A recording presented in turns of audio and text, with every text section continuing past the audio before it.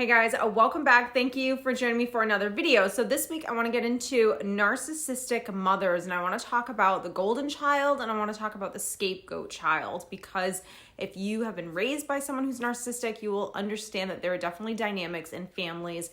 This is great information, so let's get into it. Now, before we do get into this week's video, if you have not already subscribed to my channel, don't forget to click subscribe down below and click on post notifications. If you are also interested in working with me one-on-one or taking any of my courses, I always link everything down below for you guys as well. We are, for the entire month of December, doing a 40% off both of my online courses, so don't forget to take advantage of that. I will link it down below. It is code GIFT40 at checkout. I will actually link it right up here for you guys to use that code in the checkout and take advantage of any one of my courses. So let's get into this week's video. Okay, so with all narcissistic parents, there's going to be a few things that are definitely going to be common traits. So all narcissistic parents are extremely selfish. They don't like to be inconvenienced, so everything is always revolving around them. They're extremely self-absorbed, extremely concerned about their own needs, their own wants, how they feel, not too concerned about the children. They, of course, will do things for the children, but there's always a kind of like reason for it. So there's always going to be tit for tat. There's always going to be a reason why I'm going to give you this. And usually that reason has to come back to me and benefit me. So now, since all narcissists can't self-regulate, which means they're not able to fill themselves up, they constantly need to be told that they're good. They constantly need validation. They need attention. They need people thinking that they're amazing. They need to always be seen in a certain light because they can't self-regulate. So they have extremely low self-esteem, which causes them to need that narcissistic supply or need that supply from the outside, telling me that I'm good, telling me that I matter, making me feel like I'm a good parent. See everyone, look, I'm involved in the child's life. See everyone, look, I make this much money. See everyone, look, I look like this, or whatever the case is for that particular narcissist. They need those things in order to live. It's like air because they can't give those things to themselves. So even a person who is not the healthiest on some levels can self-regulate, on some levels can say, I'm a good person, on some levels can know that they matter and that they don't need to prove themselves to other people and that they don't need to flaunt something or they don't need to tear someone down in order for them to feel good about themselves. So since the narcissistic parent really cares what other people think, they will do things like, for example, coach the soccer team, but they will not be there at all for the child's emotional needs. So really they're just coaching the team or they're involved in some activity within the child so that the outside or the town or people or whatever will look at them in a certain way, but they're actually not giving the child what the child really needs, which is emotional support or emotional connection. Now, the narcissistic parent is always going to have a golden child, and essentially this is the favorite. This is the child that is going to make this narcissist feel absolutely amazing. So this child has to have qualities that the narcissist deems as something that they admire, or not admire because they don't really admire anyone, but something that they deem worthy. So for example, if you had a narcissistic father who was all into sports, all into athletics, and they had two boys, he had two boys, one was captain of the football team and the other one loved to play the guitar, you can probably guess which one that the father's going to probably gravitate towards. And it's not because he has a similar interest to that child. It's because he values what that child is doing and how it's making him look. Whereas a normal healthy parent would honor both children and both of their gifts and not view one of them in a different way than the other.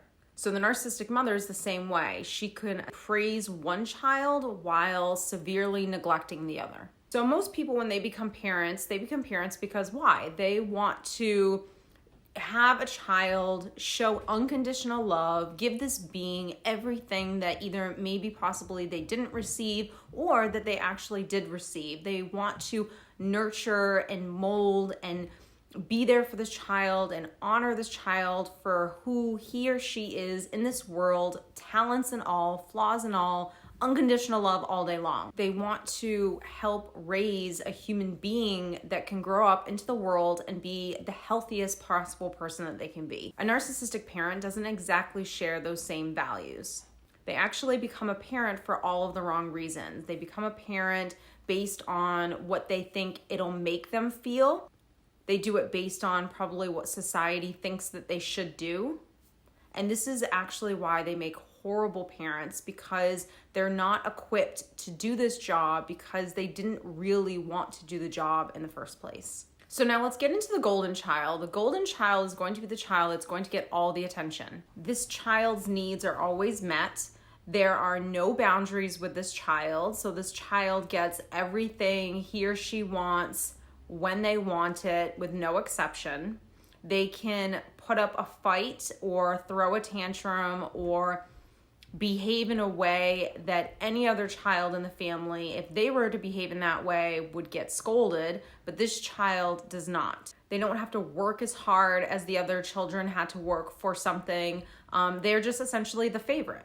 And beyond just being the favorite and having things possibly handed to you very easily, the golden child is actually just put on a pedestal. They are either extremely praised for every tiny little itty bitty accomplishment, even the things that should just happen naturally in the evolution of the child or the development of the child, and they're praised. And so this is really where the danger begins to come into play, is because you could also be possibly raising another narcissist, because the child is put on such a pedestal that he or she can do no wrong, say no wrong.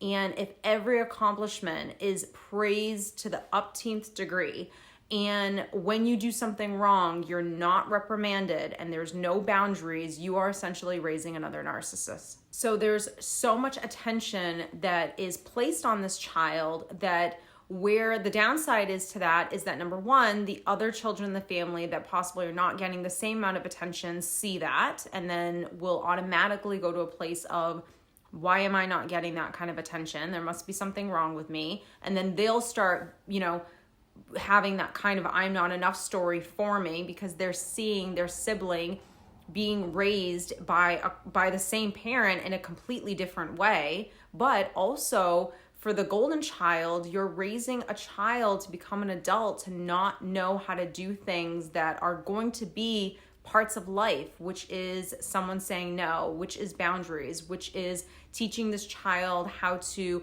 not throw tantrums, teaching this child that while, yes, every accomplishment is absolutely amazing, you cannot get a gold star every single time you just do the basics of what you should be doing as a human being. Not everything deserves that level of a reward.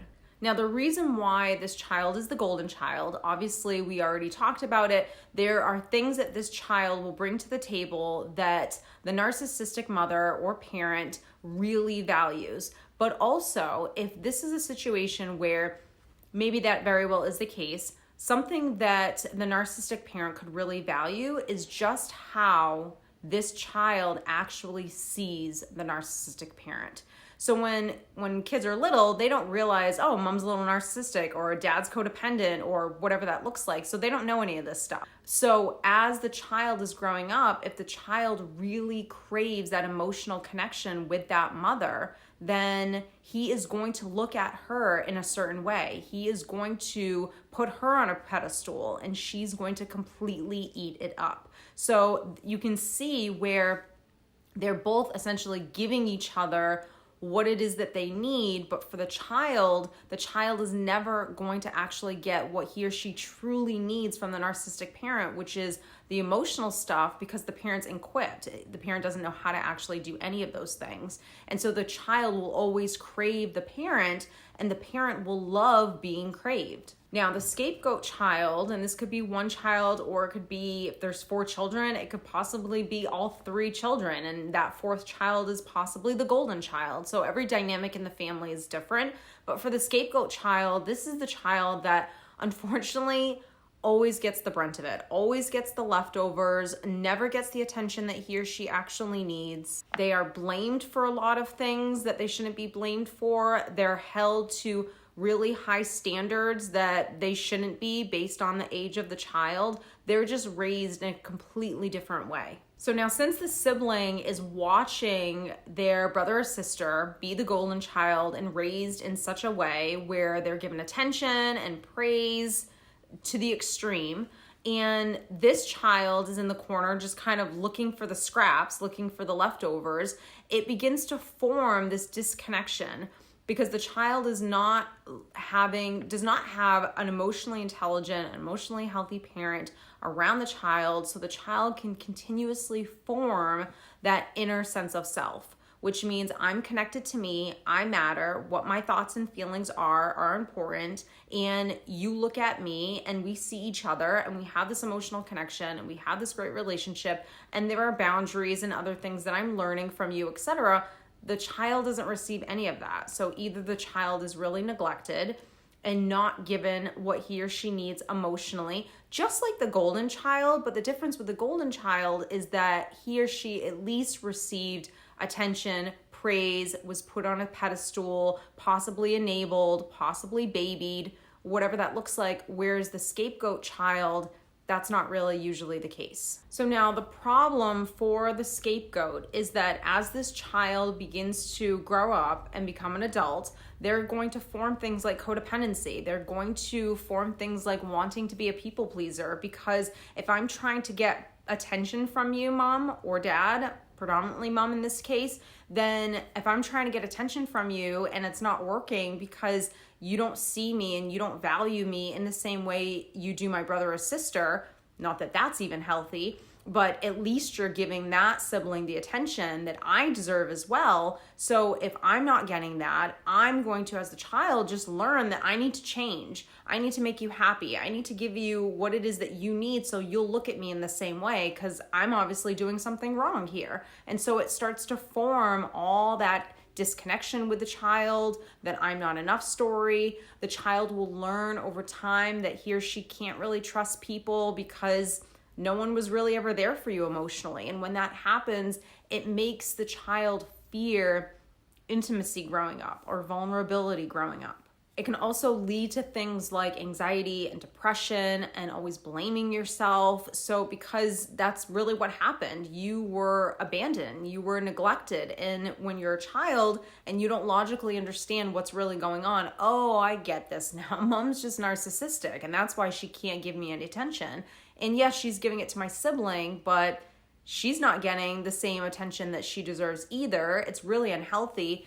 How I wish children could logically see their lives and their parents for what they are, but unfortunately they can't. And so because of that, the child is just going to have a very distorted, a very unhealthy inner self-talk. Now for the golden child, yes, you could possibly, like we said earlier, be raising another narcissist, but not necessarily. You could still raise a child who doesn't become narcissistic, but also becomes a perfectionist, also becomes the type of person that feels they need to be like this or do this and have this in order to receive love, because that's really how they received love growing up. They received it through awards. They received it through any accomplishments that they had.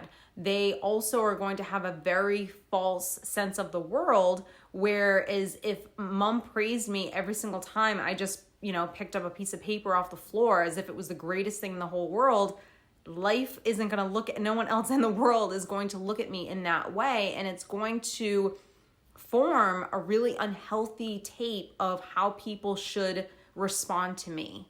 If they didn't learn boundaries, which they're definitely not going to if they're the golden child, then chances are they're also not going to learn how to respect other people. They're not going to learn how to apologize, because one of the things with boundaries is learning like, okay, I did something wrong and I have to apologize, and teaching children how to be okay with saying sorry, and having the parent apologize to the child as well when the parent does something wrong. Those are basic life skills that a lot of us are not taught. We're taught to say I'm sorry, but are we also did we also hear the I'm sorry from our parents as well? Chances are not.